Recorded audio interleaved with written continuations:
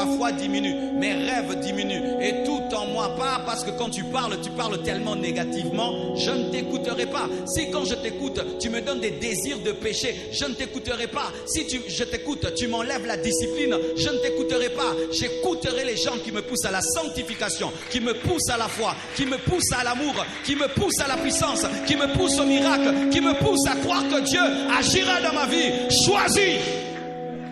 Choisis. Frère, sœur, tu peux être mon ami quand j'étais bébé spirituel, quand j'ai grandi, tu n'es plus mon ami. Pourquoi? Tu ne nourris plus l'homme que je suis. Oui, tu ne nourris plus l'homme que je suis devenu. Parce que pendant un temps, tu peux être mon ami quand je mangeais les cérélacs. Nous serons les amis du cérélac. Mais quand maintenant je commence à manger les os, je cherche les amis des os. Et si toi tu vas me nourrir du cérélac lorsque j'ai besoin des os, je ne te donnerai plus mon oreille parce que tu vas me ramener dans des choses qui ne vont plus nourrir mon esprit. Parce que mon esprit maintenant a besoin d'entendre autre chose. Que Dieu peut donner à quelqu'un un quartier. Que Dieu peut donner à quelqu'un une nation. Que Dieu peut donner à quelqu'un un territoire. Que Dieu peut utiliser quelqu'un jusqu'aux extrémités de la terre, pas me raconter des histoires du quartier, de l'avenue, du coin, de tel a fait, tel a dit, tel a fait. J'ai besoin d'avoir des nations. Je veux quelqu'un qui peut me dire cela. C'est pourquoi vous devez connaître des mises à jour dans ce que vous entendez. Ah oui, frère, tu dois connaître des mises à jour dans celui qui nourrit ta foi. Par tes oreilles, mon frère, tu peux recevoir la foi. La foi qui engendre les miracles, qui engendre les prodiges. Oui, des fois, après avoir lu le livre de Kenneth Copeland sur la prospérité, lorsqu'il a fini de lire, parce que tu sais, quand tu lis, tu entends aussi.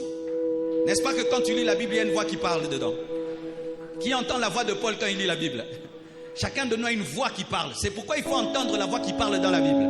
Il y a une voix dans la Bible, la voix du Saint-Esprit. Il y a des voix dans les livres. Ah oui, il y a la voix, il y a une voix.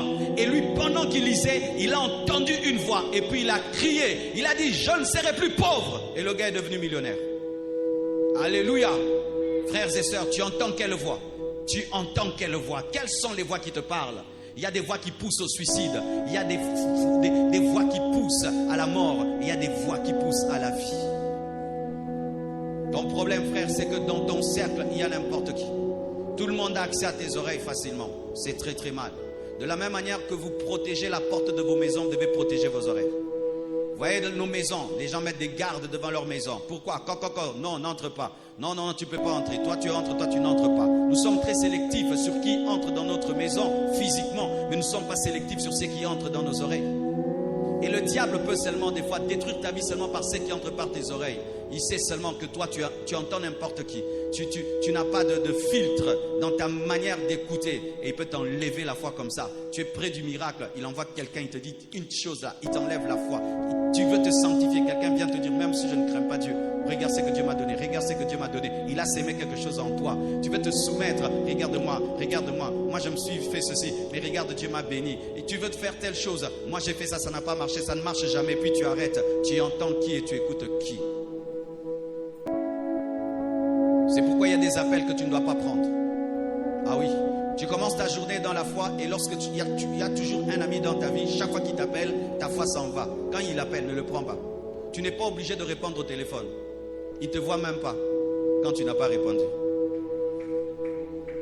J'aimerais te donner une révélation. Quand tu refuses de prendre le téléphone, les gens de l'autre côté ne savent pas que tu n'as pas pris. Donc c'est ton choix. C'est ici en Afrique, au Congo, que nous sommes comme obligés de prendre le téléphone. J'aimerais vous donner une révélation. Tu es libre de ne pas prendre le téléphone. En Afrique du Sud, ils disent quoi? Ils disent I'm not comfortable. C'est-à-dire, je ne suis pas confortable pour prendre l'appel aujourd'hui. C'est-à-dire que tu peux être dans une période là d'une crise et tu as besoin que des gens qui t'encouragent, mais tu connais ton ami, il s'appelle découragement, il s'appelle voleur de foi. Ne prends jamais son appel. Alléluia, tu n'as pas besoin de l'écouter. Ne le prends pas. Amen. Ne le prends pas. Tu n'es pas obligé de répondre au téléphone à chaque moment et tu n'es pas obligé de lire tous les SMS. Donne-moi l'amen. Parce que dans les écrits, il y a une voix. Amen. Diminue le nombre de tes conseillers. Avoir des conseillers, c'est bien. Mais si tout le monde peut te conseiller, tu peux perdre la foi. Tu peux perdre la foi facilement. Tu peux dévier facilement. N'aie pas beaucoup de gens qui ont accès à ton esprit. Amen. Hein? N'aie pas beaucoup de gens qui ont accès à ton esprit. C'est pourquoi même s'il y a plusieurs vidéos YouTube sur Internet, plusieurs prédicateurs qui prêchent, mes frères, n'écoutez pas tout le monde. Tout ce qui brille n'est pas l'or. Alléluia. Nous ne sommes pas des poussins pour manger toutes les graines. Nous sommes des hommes spirituels pour discerner qui nous nourrit. Amen. Et sachez ceci, que lorsque tu entends quelqu'un, tu n'entends pas que ses paroles, tu entends aussi sa vie. Pendant que je prêche, ma vie prêche. Et ainsi, je te communique aussi ma vie. Alléluia. Ne donnez pas vos oreilles à n'importe qui. Veillez que celui qui te parle, lui-même vit ce qu'il prêche et il se bat à vivre ce qu'il prêche. Mais s'il dit une chose, il fait le contraire, fais très attention, il va te communiquer l'autre vie là que tu ne connais pas. Donne-moi l'amen. Car il n'y a pas d'un côté la prédication et la vie. Amen. C'est pourquoi tu peux entendre quelqu'un, il ne t'a pas donné un conseil de sanctification, tu commences à te sanctifier. Il ne t'a pas donné un conseil de consécration, tu commences à te consacrer.